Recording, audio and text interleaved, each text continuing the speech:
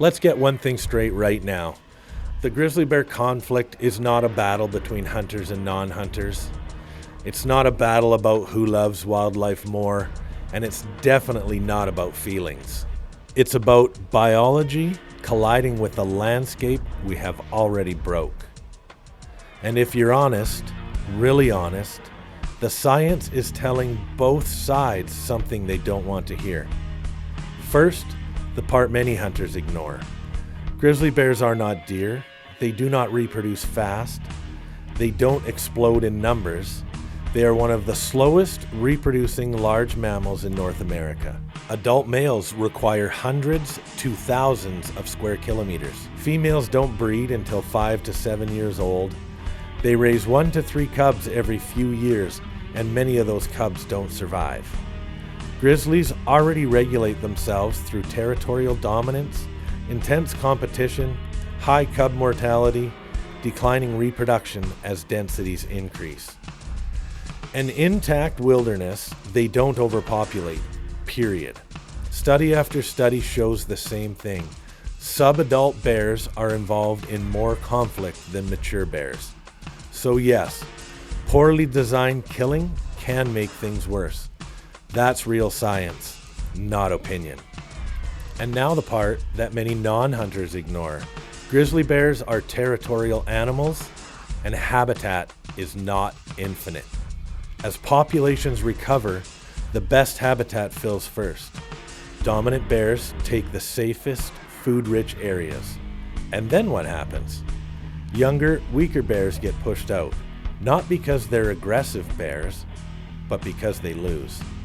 Those displaced bears don't disappear. They move into valley bottoms, road corridors, agricultural edges, towns and suburbs. That's not wilderness. That's human space. And here's the uncomfortable truth. Most problem bears are not violent animals. They are displaced animals under energy stress, forced into risky behavior to survive. This is basic ecology. When animals are stressed and hungry, they accept higher risk. That's not politics. That's optimal foraging theory. So no, education alone does not solve this. You cannot educate a bear out of hunger. You cannot pamphlet your way around lost habitat. You cannot coexist your way out of fragmentation. And here's the part that nobody seems to want to say out loud. Humans have already unbalanced our ecosystem. We removed indigenous hunting systems, natural predator competition, fear-based landscape avoidance. And then we replaced wilderness with roads, towns, railways, farms, recreation corridors.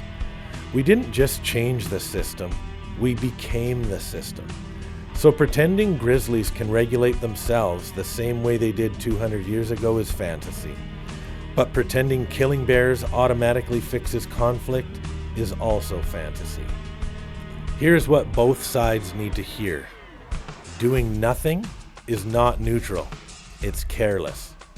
Managing wildlife selfishly, as hunters or non-hunters, is also careless. If we actually care about grizzlies, we don't pick a side, we pick outcomes.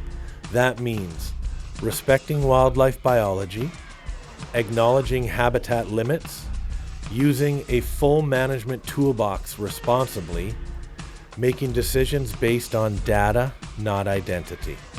Because ignoring territorial reality doesn't protect bears, and it sure as hell doesn't protect people. If we broke the system, we own the responsibility to manage it together.